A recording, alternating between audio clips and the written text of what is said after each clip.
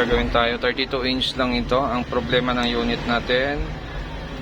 Yan, lumalabas naman si Centrix, kaya lang may time siyang bigla na lang siya didilim, tapos bigla na lang guwit-guwit yung salamin. Yun yung issue nito, so abangan natin. So ayan na, oh. Yan. So okay ang display, kaya lang maya maya magkakaganyan na siya. Yan, guwit-guwit na lang yung lalabas sa screen nya. So gagawin natin yan, check natin yung BGH-BGL natin sa top board kung kompleto. Pag kompleto, ibig sabihin pwedeng may missing sa supply sa ating side cup. So gagawin natin, check din natin yung test point dito ng BGH-BGL natin kung mayroon ba, at kung ano ba yung supply na nagmi-missing sa kanya kaya gumaganyan yung display nya. So bali ito yung ginawa natin dyan. Mayroon naman siyang BGH saka BGL dito.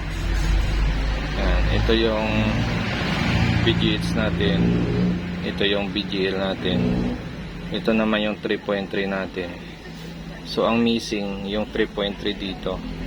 Mayroon siyang 3.3 dito, pero pagdating dito sa taas wala siyang 3.3, kaya nag-bypass na lang tayo dyan, tapos binypass din siya natin dito.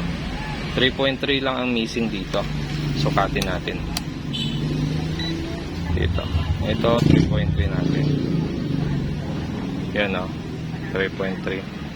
Tapos pagdating dito sa kabila, ganun din, 3.3 din yung missing dito. Ayan, 3.3. So dito may 3.3 siya. Ang problema, yung paglabas niya dito, wala na siyang 3.3. So yung ang naging problema sa kanya.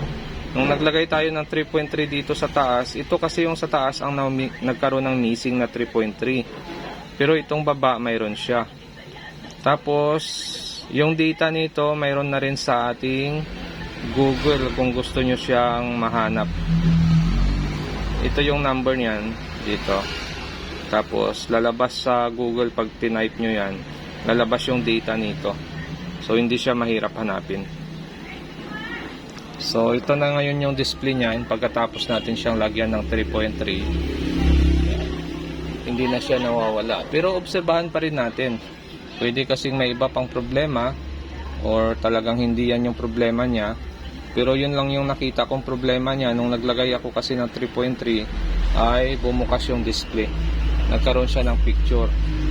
Okay?